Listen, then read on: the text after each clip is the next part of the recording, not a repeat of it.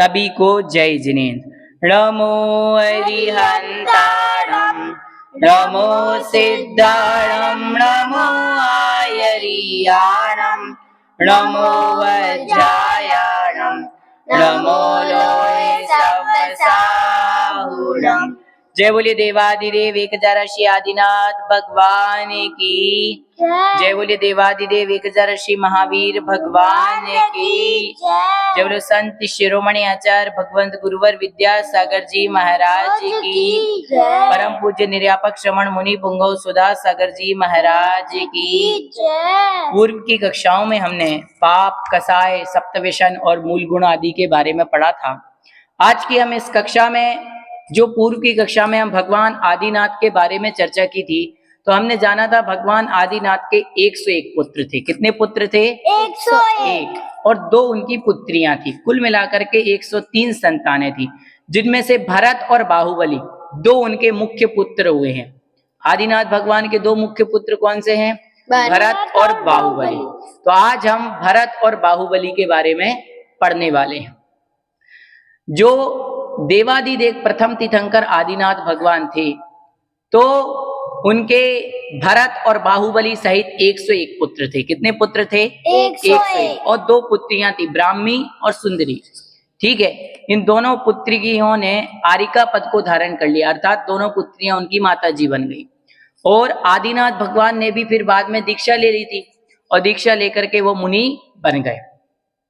भरत को अयोध्या का राज्य दे दिया था और बाहुबली को पूदनपुर का राजा बनाया था। आदिनाथ भगवान जब सब छोड़ करके मुनि बन गए, तो उन्होंने मुनि बनने के पहले भरत चक्रवर्ती जो थे, उनको अयोध्या का सारा राज्य दे दिया और बाहुबली को पूदनपुर का राज्य दे दिया। अब दोनों अपना अपना राज्य संभालो।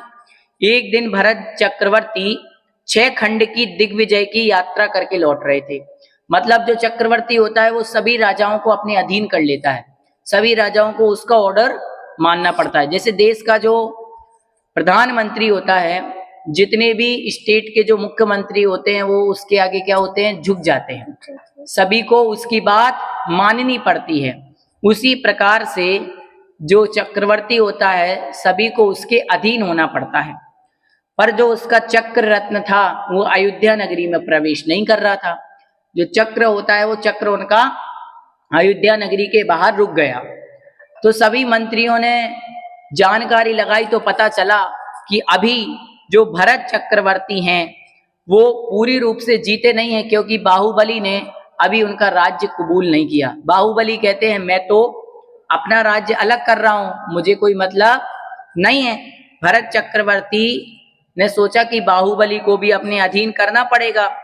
जो 99 जो भाई थे, वो 99 भाई भगवान ऋषभ देव के पास जाकर के उन्होंने दीक्षा ले ली। अब बचे भरत और बाहुबली। तो भरत तो 6 खंडों के अधिपति थे, लेकिन पूदनपुर को अभी तक जीत नहीं पाए। बाहुबली उनकी अधीनता स्वीकार नहीं की। तब दोनों के बीच युद्ध की घोषणा हो गई कि बाहुबली और भरत दोनों भाइयों में क्या होगा? युद्ध होगा, लड़ाई होगी। अब इतनी सारी सेनाएं लड़ेंगी तो बहुत सारे का क्या होगा? मरण होगा। फ्री में सब लोग क्या होंगे? मारे जाएंगे, व्यर्थ में ही। तो सभी मंत्रियों ने निर्णय लिया कि दोनों भाई आपस में युद्ध कर लो। इतनी सारी सेनाएं नहीं लड़ेंगी, दोनों भाई आपस में क्या कर लो? युद्ध कर लो। तो भरत और बाहुबली के बीच 3 युद्ध हुए। कितने युद्ध हुए? 3 युद्ध। सबसे पहले हुआ दृष्टि युद्ध। तो बाहुबली तो बहुत लंबे थे, 525 धनुष के, और भरत चक्रवर्ती उनसे थोड़े छोटे थे। तो बाहुबली जीत गए। बाहुबली एकटक देखते रहे और भरत चक्रवर्ती की आंखें में लग गई। जैसे अपन लोग खेलते हैं ना कि भाई आंखों से आंखें मिलाना, ये कहलाता है दृष्टि युद्ध। जिसकी आंखें यदि क्या हो गई? पहले झिल मिला गई, वो व्यक्ति क्या हो जाता है? हार जाता है। तो कौन जीते? बाहुबली। दूसरा युद्ध हुआ जल युद्ध। दोनों नदी में खड़े हुए और एक दूसरे के ऊपर जल फेंकना है, कौन कितनी ऊपर तक जल फेंक पाता है। तो भरत चक्रवर्ती ने जल फेंका तो बाहुबली के यहीं तक गया, नाभि तक ही पहुंचा, उनके सीने तक ही पहुंचा। जब बाहुबली ने फेंका तो जल वो भरत चक्रवर्ती के सिर के ऊपर से चला गया। तो दूसरा युद्ध भी बाहुबली जीत गए। तीसरा युद्ध हुआ मल्ल युद्ध। पहलवान जैसे लड़ते हैं, बॉक्सर, ऐसे भरत और बाहुबली दोनों भाई लड़े।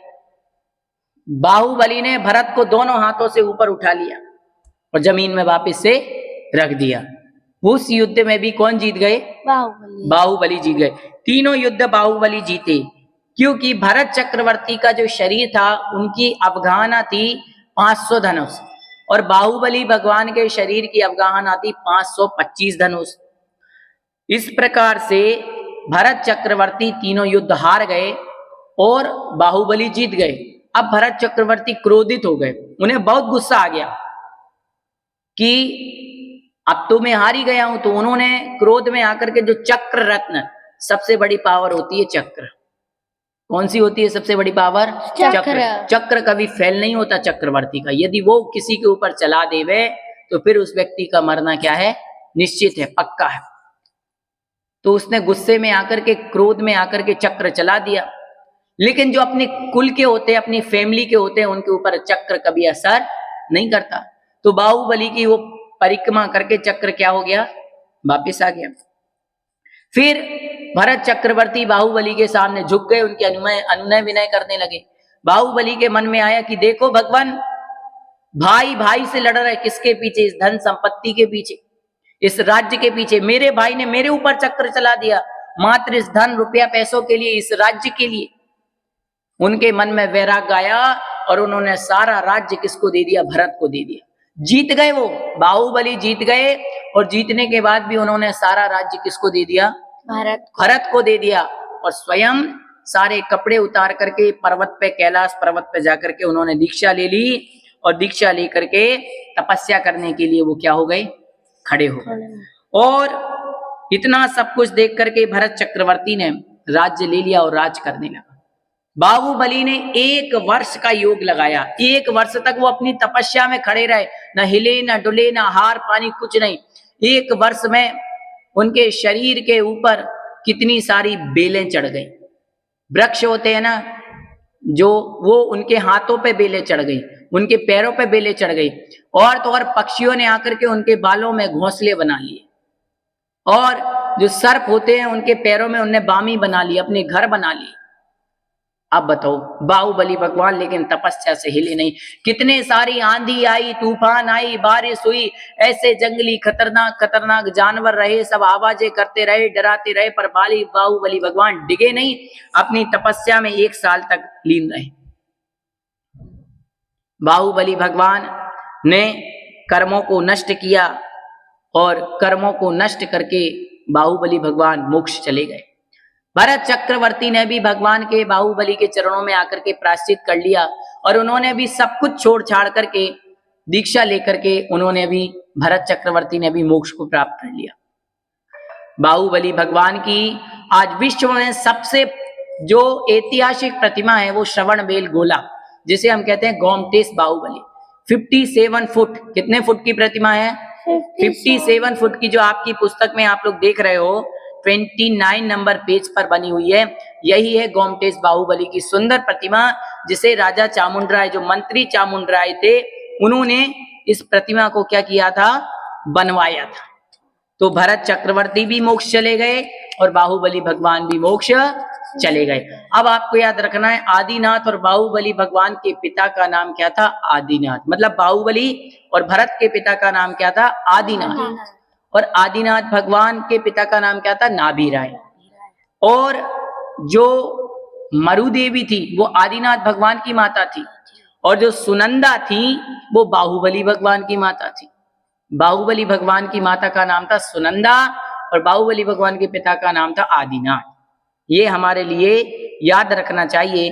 तो ऐसे भरत और बाहुबली हुए जिन्होंने खूब तपस्या की, और भरत और बाहुबली भगवान का युद्ध बहुत ज्यादा क्या रहा? फेमस रहा। इस प्रकार से जो आदिनाथ भगवान थे वो तीर्थंकर थे और बाहुबली जी थे वो भगवान थे। इस प्रकार से हमारा ये भरत बाहुबली वाला चैप्टर हुआ। अब किसी को प्रश्न पूछना है क्या? हाँ भैया जी, भगवान और तीर्थंकर में क्या अंतर होता है? बिल्कुल अच्छा प्रश्न है। तीर्थंकर वो होते हैं जिनके 5 कल्याणक होते हैं। आपको पढ़ाया था गर्भ कल्याणक, जन्म कल्याणक, तप कल्याणक, ज्ञान कल्याणक और मोक्ष कल्याणक। जिनके ये 5 कल्याण होते हैं वो तीर्थंकर होते हैं, और वो तीर्थंकर प्रकृति का बंद करते हैं, इसलिए वो तीर्थंकर कहलाते हैं। तीर्थंकर के विशेष पावर्स होती हैं, तीर्थंकर के विशेष वैभव होता है। और जो भगवान होते हैं उनके 5 कल्याणक नहीं होते, 1 या 2 कल्याणक आदि हो सकते, लेकिन उनके 5 कल्याणक नहीं होते और उनके तीर्थंकर प्रकृति का बंध भी नहीं होता है। लेकिन मोक्ष जाने के बाद एक समान ही होते हैं। 8 कर्म भगवान भी नाश करते हैं, 8 कर्म तीर्थंकर भी नाश करते हैं। तीर्थंकर के पूरा समूह शरण होता है, लेकिन भगवान के पूरा समूह शरण नहीं होता, उनके केवल गंधकुटी होती है।